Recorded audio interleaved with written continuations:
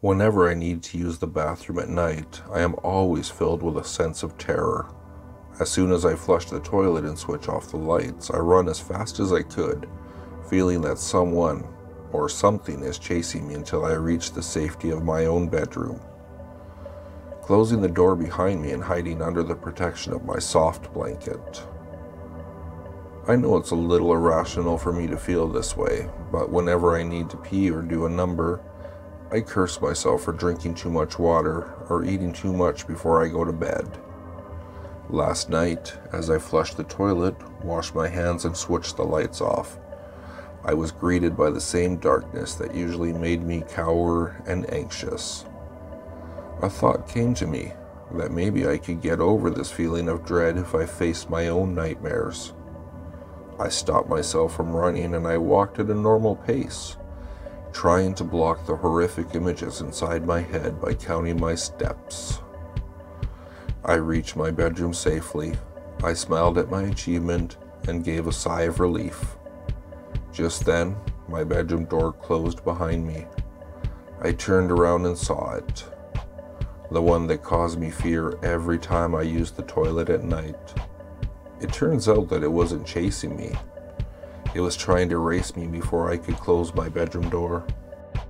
Nice bracelet. Charlotte startles at the rotund middle-aged woman who suddenly appeared next to her in the lobby.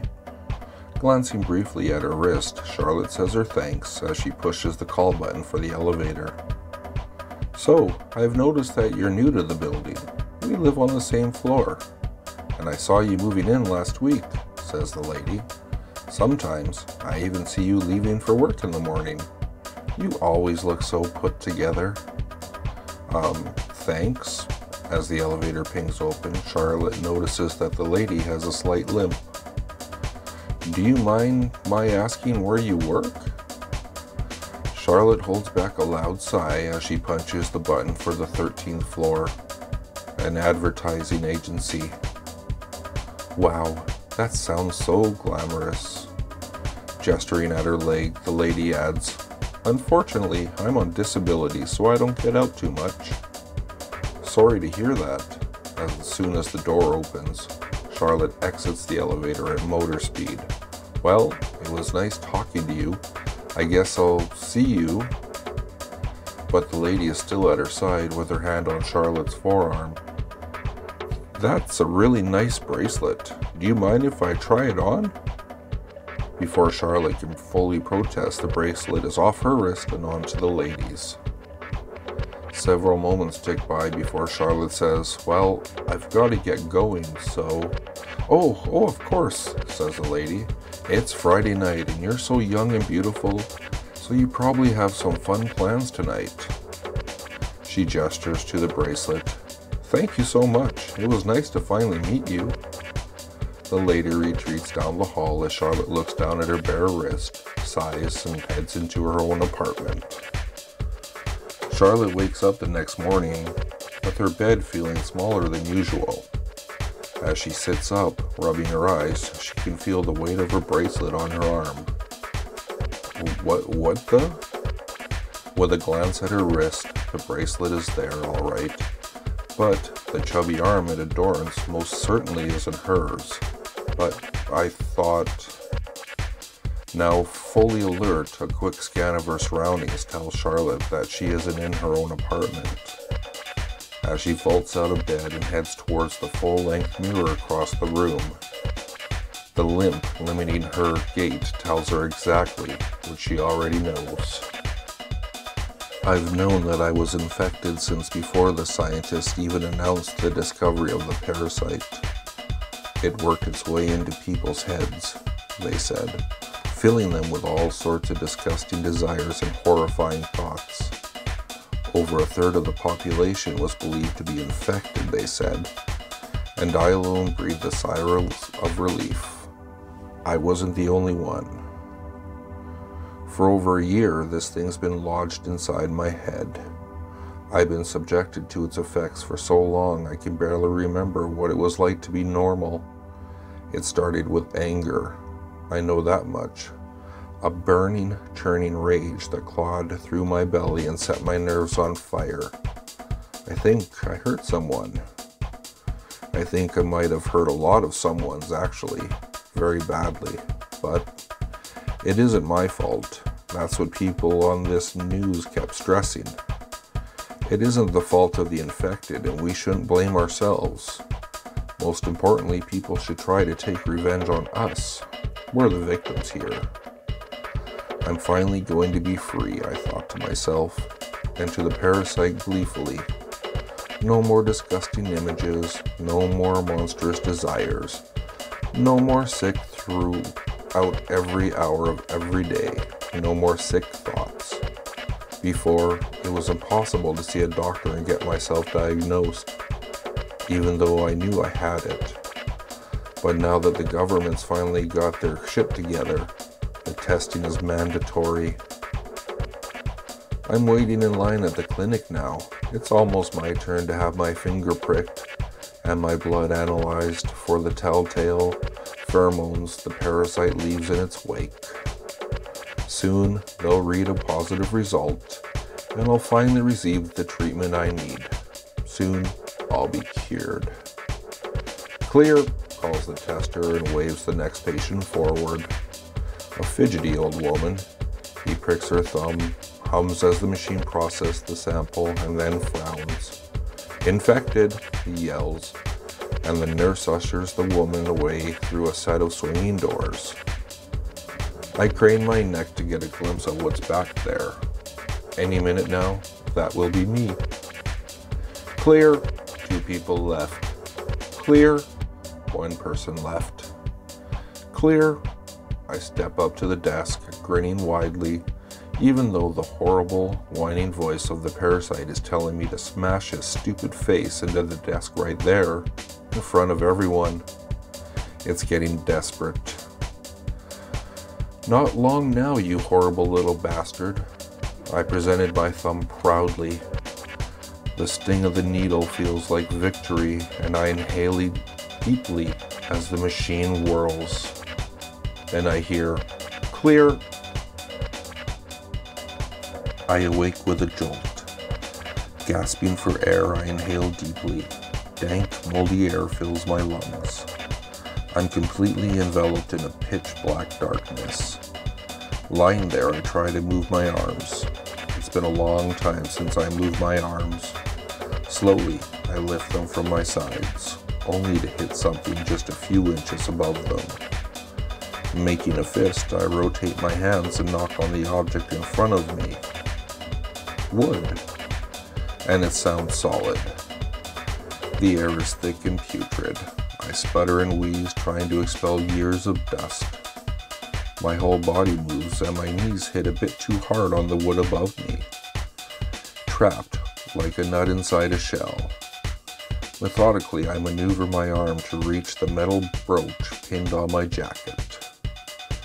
Removing it, I work it to an angle that I'm able to apply an upward force. I scrape and chisel into the wood.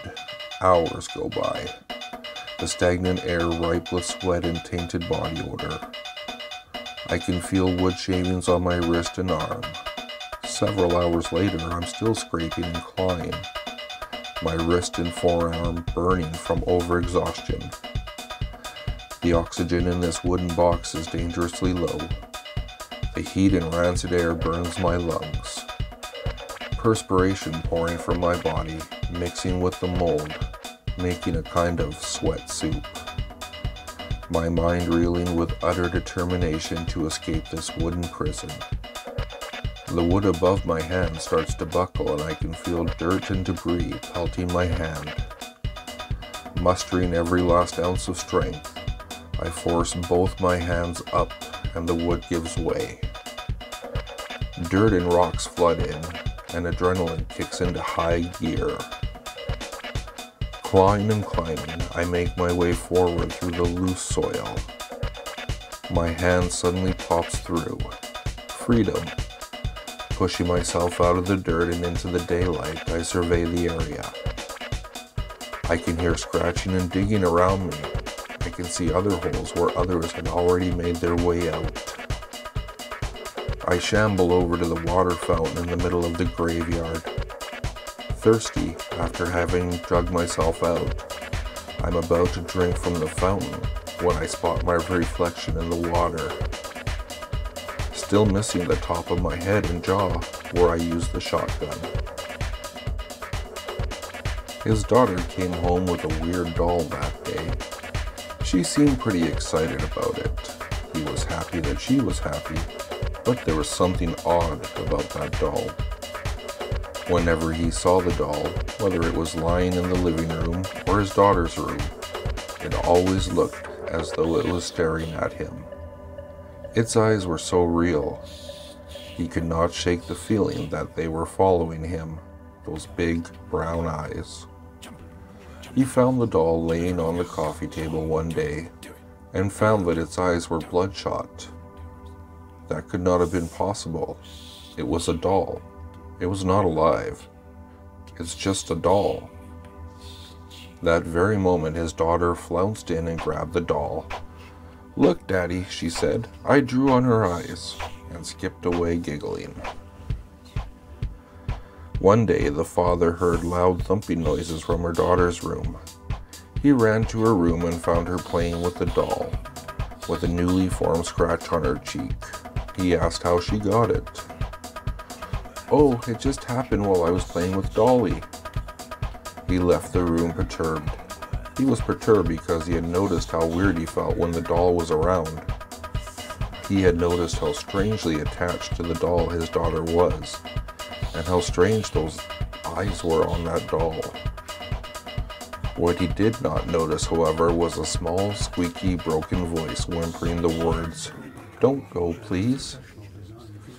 "Shh, little Dolly," said the little girl. "We don't want Daddy to ruin our play." I could only think. I lacked any physical form or sensations. I was simply somewhere. The area wasn't big or small. It was just empty beyond all comprehension. This was hell. Hell in every meaning of the word. I had no mouth, but I had no will or reason to want to scream. I just existed. I don't know how long I'd been there. It could have been an eternity or a few seconds. I remember wanting to just feel something, anything. I was completely deprived of all emotional and physical stimulation, and due to this I could barely think straight. I tried to remember something, but I couldn't. I just wanted to feel. Then everything stopped. The alarm had woken me up, as it had for the past year or so. I turned the bedside lamp on and began to feel the lack of a companion beside me, and suddenly remembered that she had left me for someone else. The emptiness I felt in the dream came back, so I just ripped the alarm clock out of the wall and took a large drink from the scotch bottle on my nightstand. After sitting there for a few moments, I laid back down, bearing in mind that I could not escape my own mind, no matter my state of consciousness. I went back to sleep, not sure whether to hope for death or ignorance. I don't think there's much of a difference in my case. Linda had always been the apple to her father's eye. She was a beautiful 14-year-old girl with blonde, curly hair and big blue eyes. She had many friends, for she was one of the most popular girls in school. Her greatest pleasure was fashion. She was always dressed in the newest, fanciest, most expensive clothes. Just this week, her father bought her a ridiculously expensive green Italian leather jacket, which she wore always, everywhere. Her second greatest pleasure were horses. Just last month, her father bought her a ridiculously expensive, imported German dressage horse, which she bragged about to anyone who would listen. Just yesterday, Linda was out riding said horse, galloping across acres and acres of farmland. No one was going to stop her. She didn't care if her horse was trampling down crops and straw. Her daddy was always going to get her out of trouble. he always had. When her horse bolted and she fell to the ground, she didn't cry out in anger or pain, though she did hurt herself. She was hit by surprise. Never had something so unpleasant happen to her, and she wondered when someone would arrive to comfort her. Surely someone must have seen her fall. Everybody always looked at her, but not today. No one saw her vanish into those tall crops on the field. She called out, but no one answered. She realized with horror she couldn't get up, for she wasn't able to move her legs, even an inch. She lay there for what seemed like hours between tall, green crops. And when she heard the sound of farming machines approaching, she grew to hate that damn grass-green jacket. The disposal is clogged again. It isn't a terrible surprise. No one in the house seems to understand that it can't grind spoons to a drainable pulp. As much as I hate to do it, I roll up my sleeve and stick my hand down the disposal. At these times, I always second-guess the wiring. That's normal, I suppose. We're all pretty attached to our... Is that hair? Matted up chunks of black hair are all entwined in the mechanics of the disposal. I turn my head and push deeper into the disposal until I notice a smiling 2-foot figure sitting on the counter. My daughter's realistic doll always gives me the willies. Why is it up there? I turn to look at the drain once more. It's too dark to see anything in there. I hear the sound of rustling cloth and quickly, light footsteps. I turn my head again, expecting to see my daughter, but instead the doll was standing by the light switches. I can now see the patch of black hair missing from the back of its head. I look down towards the drain with the sudden realization that I need to pull my hand out now. I hear another rustle and the click of a flip switch. Finally, you exclaim. The weekend was finally here. It had been a long week, and you really need this reprieve to maintain your sanity. You're off the highway, and just 10 miles of back road separates you from a long nap on the couch with your wife. The speed limit is 35 here, but you pull up behind a red truck going well under. Frustrated to say the least, you give him 2 quick honks to let him know you're there. Suddenly, his left turn indicator turns on, and he's onto a new road. You feel a little bad having honked at someone probably just looking for the right road, but you let it go quickly. You don't need anything stressing you out right now. You make it a couple more miles down the road until you need to turn on your headlights. It was getting darker earlier now, and the canopy of trees didn't help the illumination. You haven't seen a single car pass you on the road, so you start to admire the turning foliage. You almost didn't see that car in front of you as you approach. Again, you have to slow down to below the limit. And it's another red truck. No, wait. It's the same red truck. How the shit? He must have taken a shortcut. He's still going slowly. You assume he's looking for another turn, but after a mile you get fed up. You honk again. This time his right blinker turns on, and he pulls off to the side. You go around and speed up. You watch him in the rear view mirror. He doesn't get back onto the road. Fucking weirdo. It may as well be midnight in these woods. The closer you get to home, the faster you go. Cops never watch these roads. Just 2 miles away, you come across a sharp corner at speed. Something's in the road. Shit! You yell as you slam on the brakes and nearly skid off the road. You come to a stop and look behind you. That freaking red truck again? Parked in the middle of the road. How did it beat you here?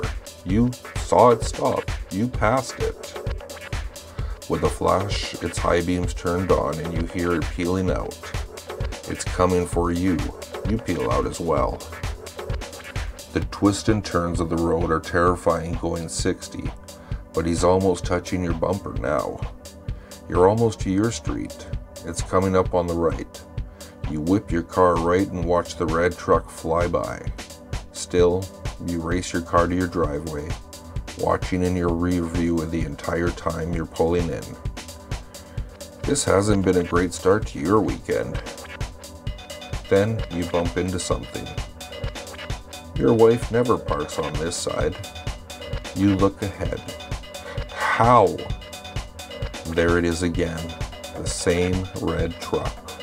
Always ahead of you, yet following you. Its driver's side door hangs wide open, and so does the front door of your house. He sent the needle down gently on the black groove circle and closed the glass top. A crackling hiss came from the speaker system, followed by Beethoven's Fifth. He said as he poured a glass of wine and sat in his favorite reclining chair.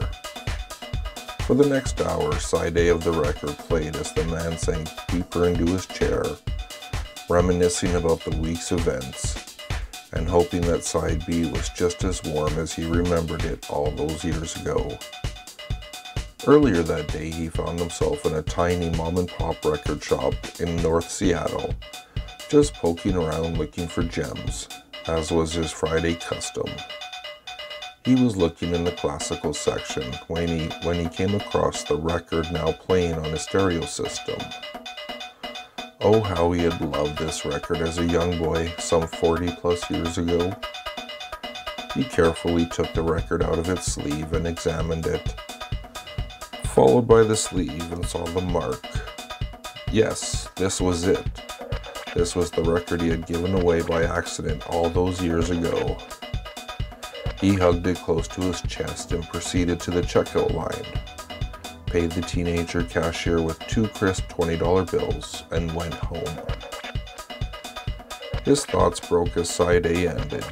He got up slowly, clutching his lower back and stretching as he walked across the now dark room to the record player. With trembling hands full of excitement and fear, he opened the glass on the player, gently removed the record, and flipped it to side B.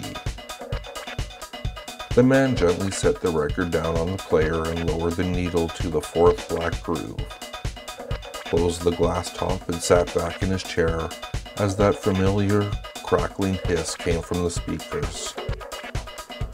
Muffled screams emanated from the speakers this time, along with a second voice. Now, calm down. I don't want to hurt you. I just want to have a little fun," said the calm, comforting male voice. A muffled shriek, followed by cries of pain, echoed from the speakers and throughout the house. "Shh, shh. It's just a little fire, nothing to worry about." As the screams and shrieks continued, the man eased back into his chair, sipped his wine, and smiled. They perfected a chip that when you implant it in your brain, it would allow you to read the thoughts of others. At first, everyone was excited, and they all clamored eagerly to get the first few. As soon as they were proven reliable, anyone who could afford it bought one. At first, it seemed perfect. Murderers and criminals were caught easily, and you could judge how a relationship could go on the first date. But we're all human. We think things we don't mean during arguments and fights, so the chip began to cause strains and rifts between families and friends. There was a petition to get the chip removed, and it was successful. Unfortunately, their brains had been altered by the chip. They couldn't stop hearing people's thoughts. Online support groups popped up, and scientists everywhere began researching ways to reverse the effect. It turned out that some random on Reddit had the answer. Circular reasoning maybe, but his solution worked. If you think about what it's doing to your thinking, you stop hearing other people's thoughts. I was always poor.